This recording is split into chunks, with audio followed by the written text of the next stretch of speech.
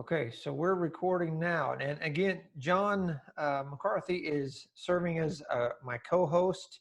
So if you do have a comment you'd like to make, or you have something you want to share, uh, uh, you can comment in the chat, and John and I both will kind of watch for it. Or you can raise your hand, or you can just start talking, or whatever. John will kind of help me keep track of all that. Now, as we were talking last week, the people are dealing with some opposition. We're going to kind of shift that this week, but just by way of review, this is a question. Feel free to answer however you want to. Do you remember the names of the leaders of the opposition? There's a couple of guys in particular that really were driving the people who were causing problems, people who were ridiculing and reaching out and kind of making fun of the people for the work they were trying to do. Do you remember those two names? Wasn't one of them Sandbagger or something? Sort of, yes. Sanballat and Tobias. Sanballat and Tobias. Yeah, Sanballat and Tobias. And then there's we're given the name Gershom the Arab. You hear it in what we see tonight, but it looks like those two guys were kind of the leaders of the people who were saying, you have no chance to do this. What are you even trying to do? It was Tobias who said, even if a fox were to walk on the wall, the thing would come down. But we see in chapter 4, verse 6, they've built the wall up to half its height, that they have made some real progress. And in that, or as a result of that, the opposition even increases. Now, the other question is this. Chapter 4, verse 6 even tells us they built the wall up to half its height. And why were they able to do that? What's the reason behind that being able to happen? A mind to work. The people had a mind to work, and that's kind of where we spent a lot of our time last week, is talking about this concept. And when we looked at that, we asked the question, what does that really mean? And when we look through that whole chapter there, that whole description, we look in chapter 4, in fact, look in chapter 4, verses 16 and 17. Says, from that day on, half my men did the work while the other half held spears, shields, bows, and armor. The officers supported all the people of Judah who were rebuilding the wall. The laborers who carried the loads worked with one hand and held a weapon with the other. So, what we see it literally means is people worked with a tool in one hand and a weapon in the other. There was a group commitment, if you will, that they were like, okay, while you're working, I've got your back. Then when I'm working, you get my back. But what we also see, and I think this is something we can't leave out in this whole idea, is we see Nehemiah. We see these long prayers. We see these mini prayers. I think we pointed out at the end of last week, some of these prayers even seem like personal, almost journaling type prayers. We'll see a couple more of those tonight. But the people had a definite reliance upon God, but they didn't just say, God, take care of this. We're going to be sitting here working on the wall. We're totally focused on the wall. Look at verse 9 of chapter 4. So we prayed to our God and stationed a guard. Verse 14 says, after I made an inspection, I stood up and said to the nobles, the officials, and the rest of the people, don't be afraid of them. Remember the great and awe-inspiring God. There was always this reference, this reminder of God, but there's always the fact, a reminder that people had to do some work. The people had to focus themselves, not just on the work, but on God, focus also on protecting themselves. Look at verse 18. Each of the builders had his sword strapped around his waist while he was building, and the trumpet was beside me. Down to verse 23, and I, my brothers, my servants, and the men of the guard with me never took off our clothes. Each carried his weapon, even when washing. These guys are taking showers, wearing their swords, because it's that important that it is take care of the work, get the work done, know that God is in charge of all of it, know that God is overseeing all of this, but that doesn't mean we don't do anything. There's such a great principle there for us that we have to pray, we have to plan, and we have to work. That yes, God, you think of what Paul says in, was it 1 Corinthians 3 when he's talking about, are you of Apollos, or are you of Cephas, or are you of Paul? So it doesn't matter who does what. One waters, one plants, but it's God who provides the increase. It's the same thing we see here in Nehemiah. There is a plan. The people realize there is certainly work for them to do. And so tonight, as we jump in to chapter 5, moving through chapter 4, getting in chapter 5, we're going to have to deal with another issue that comes up. Let me ask you, how many of you know this term? Have you ever heard the expression or the term, the fifth column? If you know what this is about, jump in, share that, or put it in the chat or whatever. This expression is what we're going to be dealing with tonight. There is Sanballat and Tobias and the Arab and all these different groups of people who are the problems coming from the outside. The people who are coming saying, you can't do this, we'll actually see them come back again with another accusation. But we have to look at this idea of the fifth column. Any thoughts on the fifth column? A second chat idea may have came in here. Internal saboteurs, people who undermine the authority. That's exactly what it is. This expression, it's kind of one of those things, kind of like brass tacks this morning. We're not exactly sure where it comes from, but it seems like it's often accredited to the nationalist general, Emilio Mola Vidal, who was the general of the nationalist group in the Spanish Civil War. As he's attacking the city of Madrid, he has his army in 4 columns, but he's told his high-ranking officials underneath him, he's told them what will win the war for us is our 5th column. And what he means is the people inside the city who are kind of a clandestine group who, once the attack starts, they're going to rise up and fight from within the city. So in that context, it's kind of a positive, I suppose. What we're going to look at tonight, it's almost like the opposite of a Trojan horse. You know, the Trojan horse, you have the enemy outside the walls and they get in this, hide themselves in some way to sneak into your city. Well, here it's kind of the opposite. The people are already there. The problem that Nehemiah is going to have to deal with now is problems from within, is the people having some issues dealing with each other. It's interesting when you think about this book, you think about how much we've seen, even with Nehemiah, hearing about the problem in Jerusalem, having the discussions with the king, making the move back.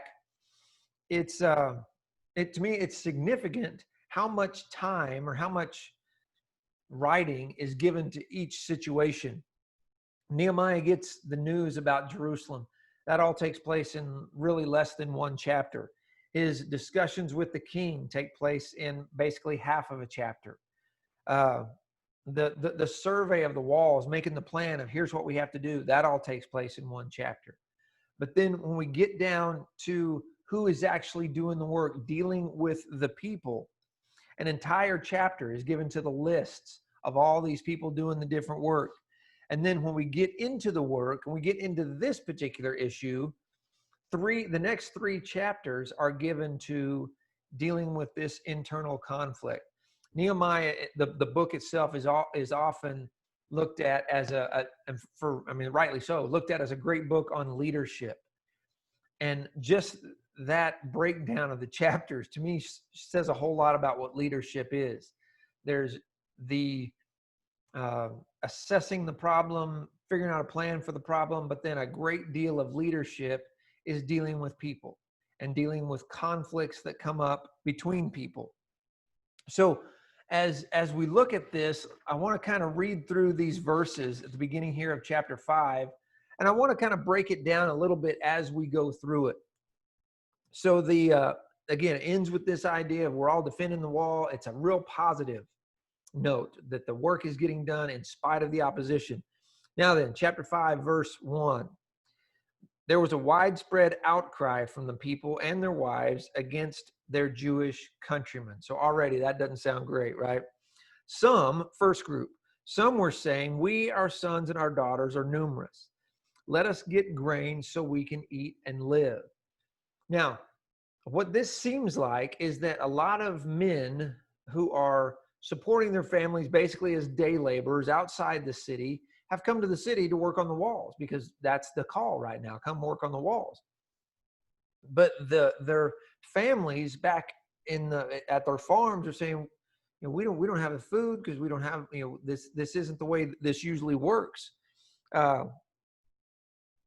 So then in verse 3, second group, others were saying, we're mortgaging our fields, vineyards, and homes to get grain during the famine. So we see there's another issue, a famine.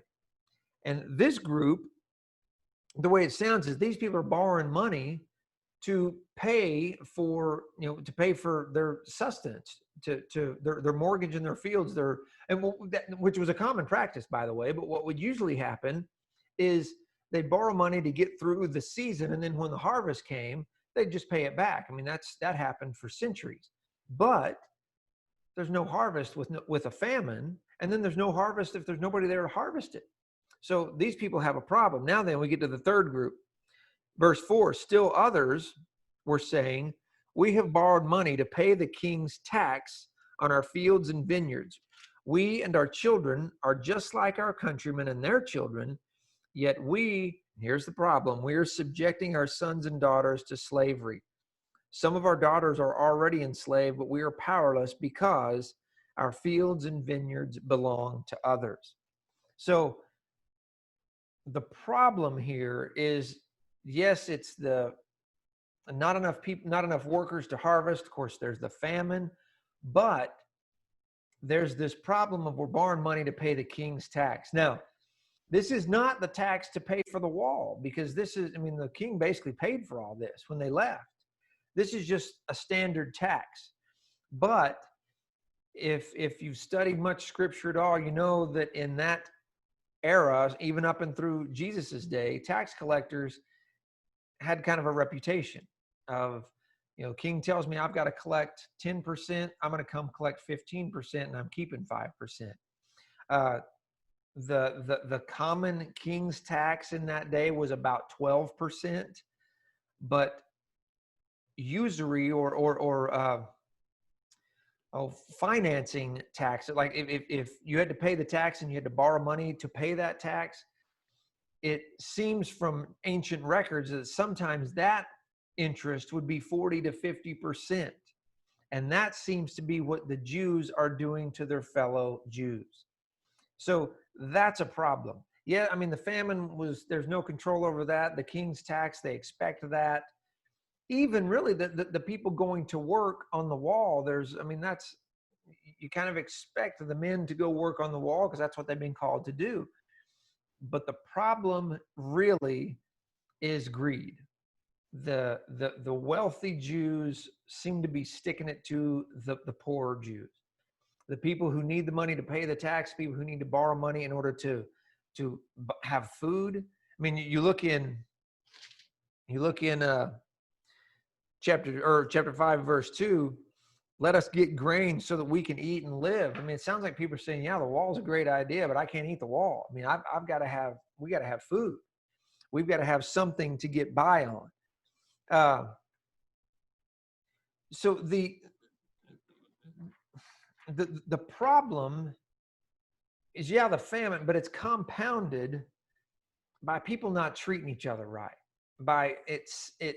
Well, in fact, as we'll see Nehemiah's response, it's obvious there are people who are taking advantage of the situation to their own personal gain.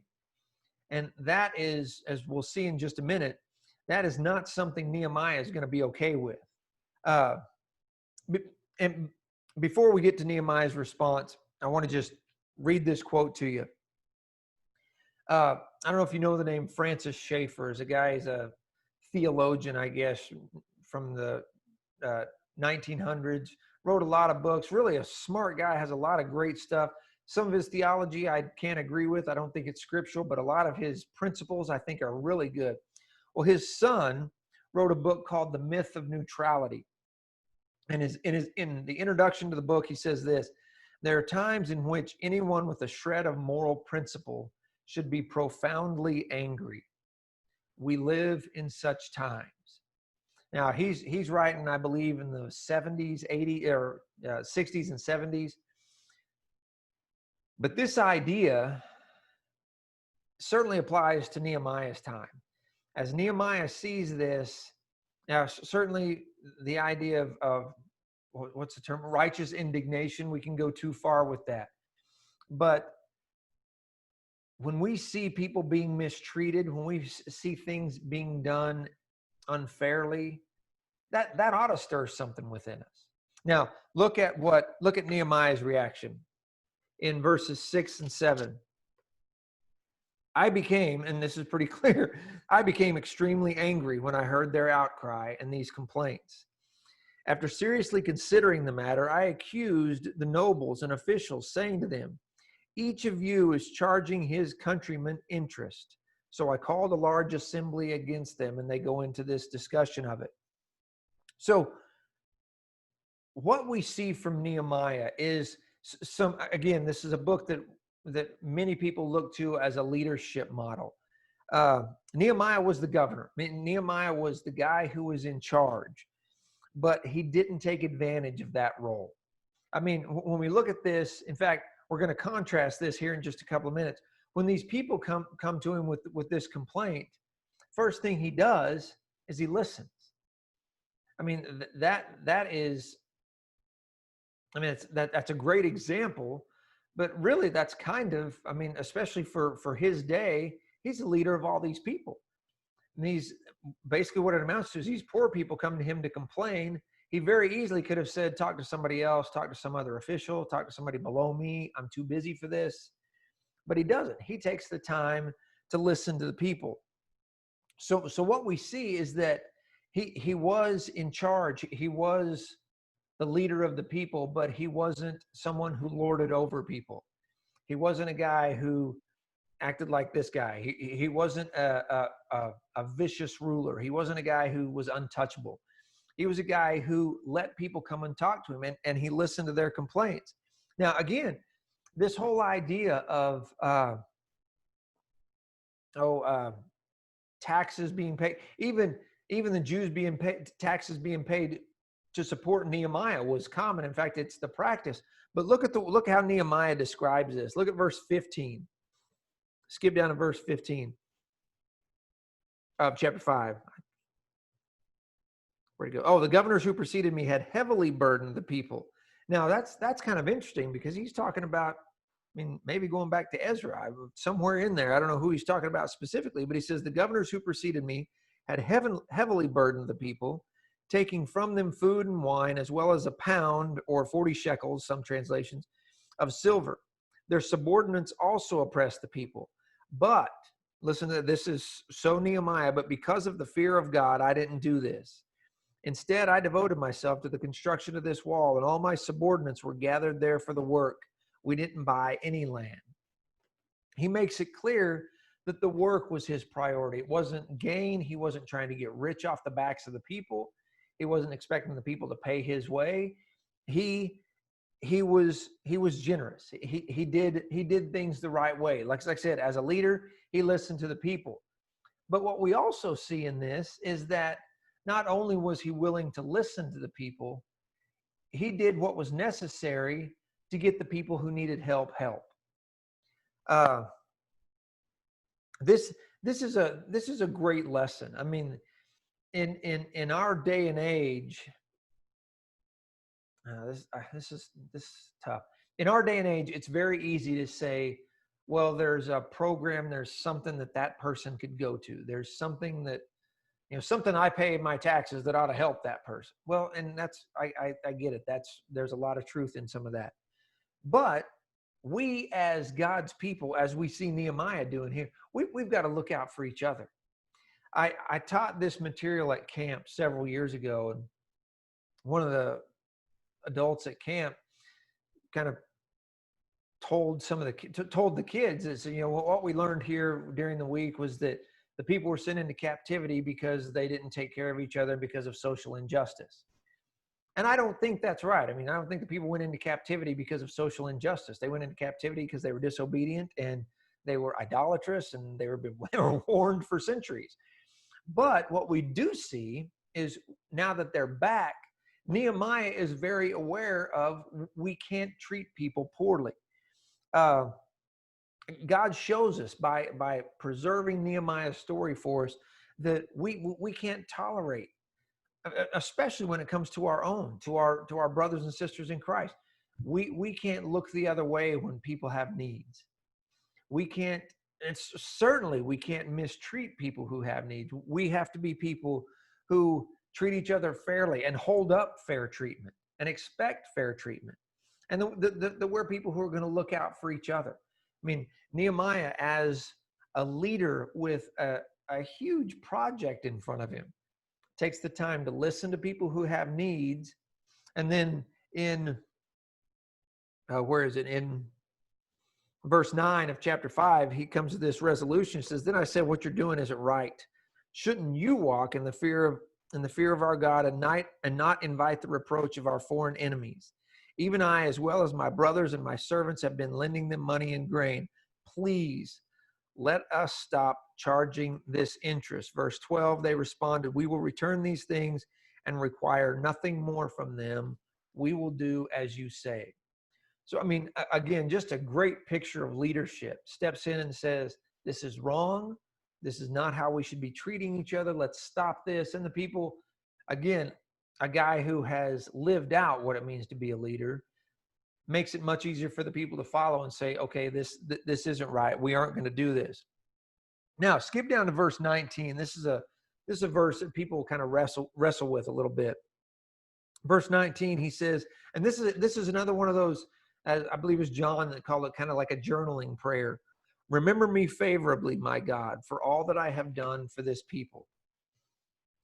Some people look at that and go, that's seems kind of selfish. That he's kind of saying, hey, look, God, remember I did this great stuff for the people. I don't think that's really what that is. I think that is, I mean, quite honestly, that is, again, that's kind of a leadership thing. He is initiating this good move, making sure the people aren't going to charge each other interest so these people can eat, so these people can pay their bills, if you will. Down the line, the wall is people are going to be working on the wall. The city's going to be built. Are the people going to remember that time Nehemiah made that great speech about us not charging interest and it changed? People aren't going to remember that. That's just the way it works. People are going to get busy with their lives, but Nehemiah says, God, I want you to remember this. I mean, like I said, I don't think that's a arrogant thing. I don't think it's a self-aggrandizing thing. I think it's just going, God, please remember me for the work that I'm doing for the people, because I know they're going to forget. So he makes this decision or makes this recommendation for the people, and the people follow it. And it looks like that issue seems to have a resolution. Any thoughts or any comments? Feel free to jump in if you have something to share. Okay, there's nothing. One of the things, like we just mentioned, these people come, we've got a chat, looks like. Yeah, comments made that the good things we do are often not appreciated. That's very, very true. I mean, again, that's sadly, that's a leadership thing. But God sees it all, was the rest of the comment. That in leadership, you know, I'll tell you that was one of our shepherds who made that comment, who really knows that the good things, the good work that gets done doesn't get noticed a lot, but God knows all of it. God knows what's happening, knows it's there. So we talked about the fact that Nehemiah says, you know, these people come with a problem, and Nehemiah stops and listens. I pointed that out and kind of hammered that in because we need to see what happens next. Because now it's time for Sanballat and Tobias to come back, okay? Because they've tried to wreak their havoc with making fun of the people and all those problems. It seems like they're kind of gone for a minute, and then there's these internal struggles. Now then, let's get to chapter 6. Chapter 6, verses 1 and 2. When Sanballat, Tobiah, and here's this Geshem the Arab, and the rest of our enemies, I don't know who that is, all kinds of people, heard that I had rebuilt the wall and that no gap was left in it, though at the time I had not installed the doors in the city gates, Sanballat and Geshem sent me a message. Now, this is interesting. Sent me a message. Come, let's meet together in the villages of the Ono Valley. They were planning to harm me. Now,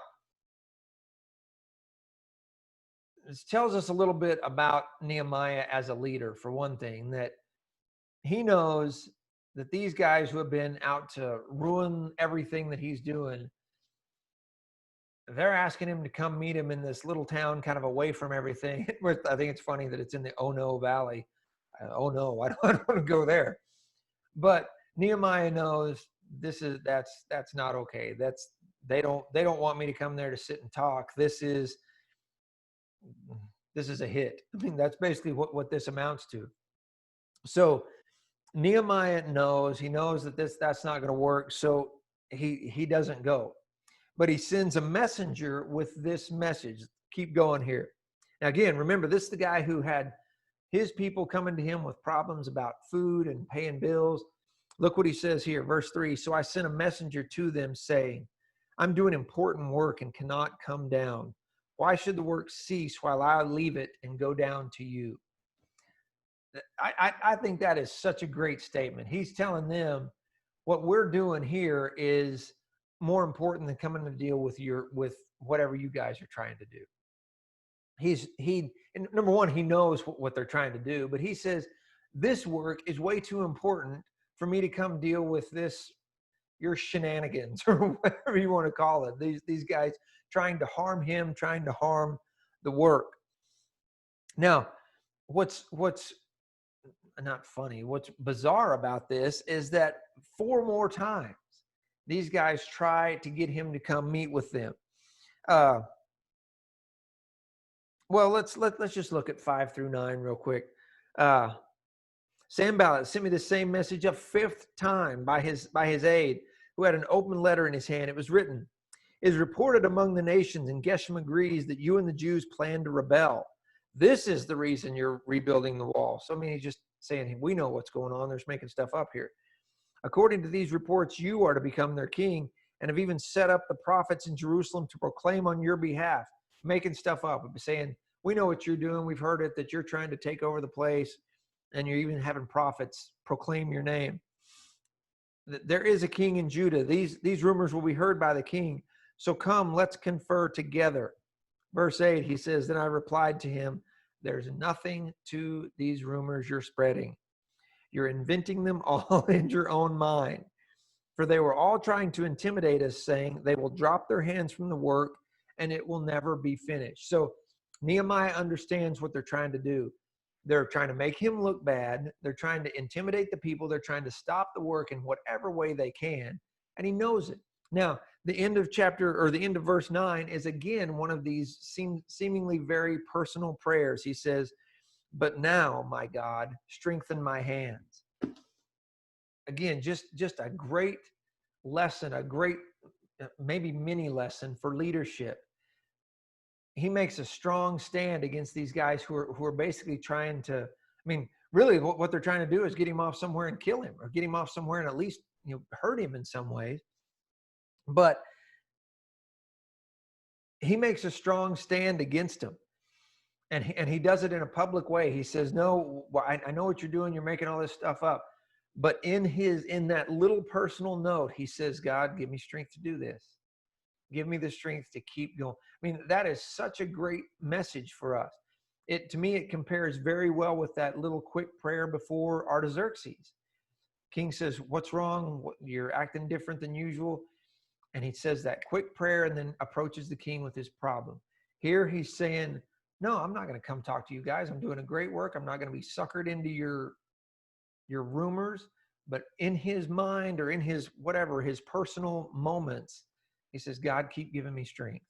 And then really the rest of the chapter is, again, yet another, I mean, it's a continuing attempt to do kind of like a mafia type hit on Nehemiah. They're trying to get him off to come somewhere else. They're trying to, they're trying to use intimidation to get him to stop this work. Look at verse 10. I went to the house of this. I thought this was pretty interesting. I went to the house of Shemaiah, son of Deliah, son of Mehetabel, who was restricted to his house. He was in quarantine. That's what that amounts to. But he issues what almost looks like a prophecy. But Nehemiah says, should a man like me run away? Can someone like me enter the temple and live? I will not go. These guys are doing whatever they can. It even goes on to say that Nehemiah figures this guy was paid off to give this fake prophecy. Nehemiah says, I can't do this. What he says throughout all this is, I'm not going to be afraid of this. I'm not going to be afraid of intimidation. I'm not going to let your intimidating efforts stop this work. So we move into, well, I got to look at verse 14, because this is another, I mentioned 2 or 3 weeks ago, or maybe even longer, there are 12 prayers. This is another in verse 14, another one of those that isn't, it's one of those personal prayers again. He says, my God, remember Tobiah and Sanballat for what they have done, and also the prophetess Nobidiah and the other prophets who wanted to intimidate me. Over and over, we see him making a public stand for what's right, but in a personal moment, he makes that connection with God. That is such an incredible lesson for us throughout all of this, that whatever comes against us, whatever comes, we have to be the one. We have to be the one to make our personal stand. I mean, not all of our spiritual effort is being in a church building. It's not getting to worship. Most of our spiritual effort will be when we're off by ourselves somewhere, at work or at school, or in a place where we don't have Christians surrounding us. It's those moments of, God, give me strength. God, please help me through this, that got Nehemiah through his challenges. Then we get into the end of the chapter, verse 15. The wall was completed in 52 days on the 25th day of the month of Elul. When our enemies heard this, all the surrounding nations were intimidated and lost their confidence, for they realized that this task had been accomplished by our God. What a great couple of verses. I mean, it's a very simple reminder that all the work, all the conflict they had to sort through was God at work. And to me, it's such a great picture for us to see that the work is completed, the wall's rebuilt, and the people around them go, wow, these people really do have a strong God. I mean, the implications for us are abundant, that when people see us still being evangelistic, when people see us taking care of each other, reaching out into our community, what they see is this really is the work of God. So let's make some applications here throughout this, from what we've already looked at. What Nehemiah has to deal with is some major obstacles. Let me see, I got a chat here.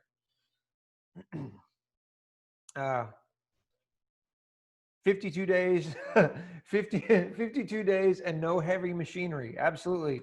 Idaho DOT should take note. That is interesting.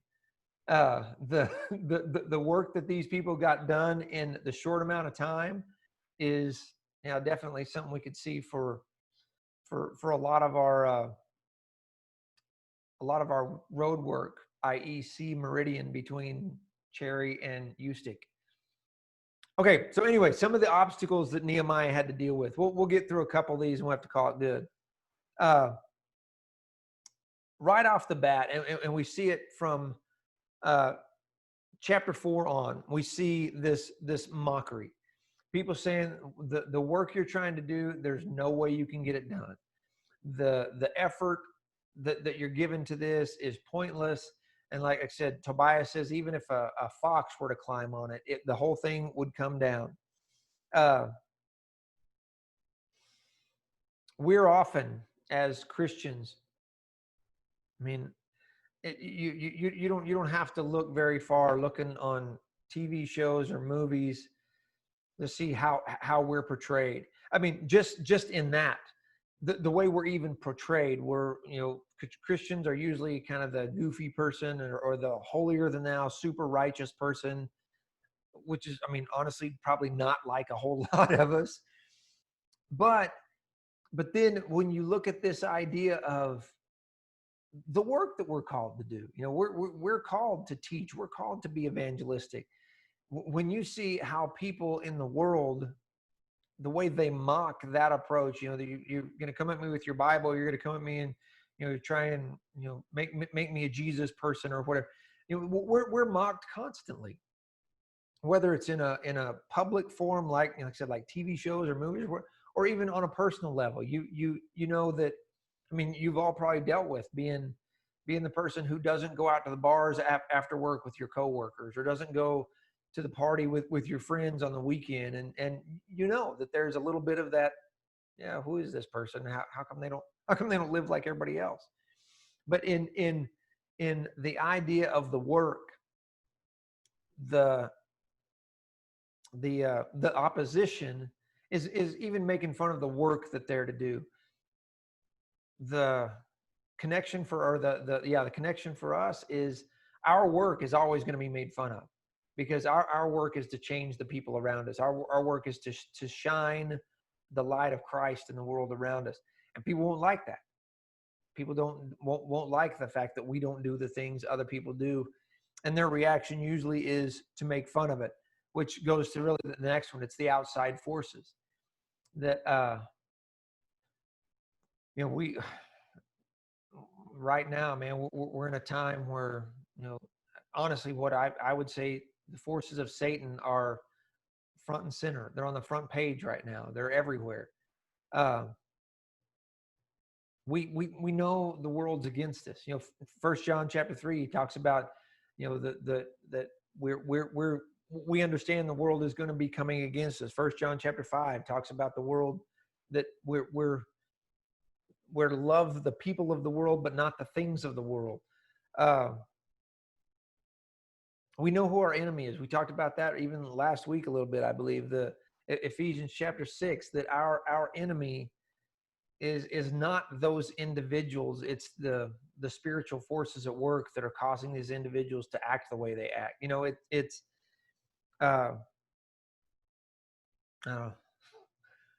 when you watch the news right now, there are some people that you see on TV that personally I look at and go, man, that person is something bad needs to, let's be honest, something bad needs to happen to that person.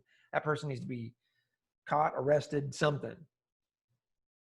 What I have to remind myself is, that person's a sinner like I'm a sinner. That person has some sort of issue, but really what's happening is this the forces of Satan. That Satan is at work in our world, and we have to shine brighter. Right now, that's a super, super huge challenge.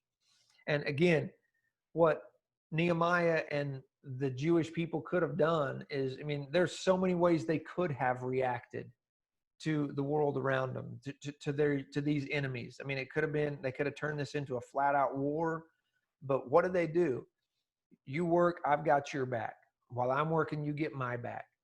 Then when the people come back, Nehemiah himself has to be the one to make the stand against their attempts to ruin this whole thing, to take the whole thing down. Then, of course, the challenge of discouragement. I mean, when they fight off this first round of people being a problem to them, then they turn around and they've got people who aren't being treated right, people who don't have enough food, and it's because of their own people. We're always going to deal with discouragement. We're always going to deal with challenges from within and without. When we look at our situation right now, it can be very discouraging. But what we have to do is we have to remember the big picture. We have to look to, right now we've got, as we're meeting as best we can right now. I don't know if I'd say we have our wall built up to half its height, but we're doing the work.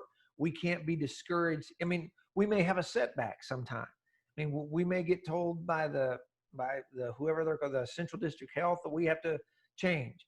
We can't let that discourage us, because we have a bigger picture job to be done out in front of us. And then fear. mean, fear is always there. I mean, we've talked about fear. There's so much right now you can be afraid of. Richard talked about that some even this morning.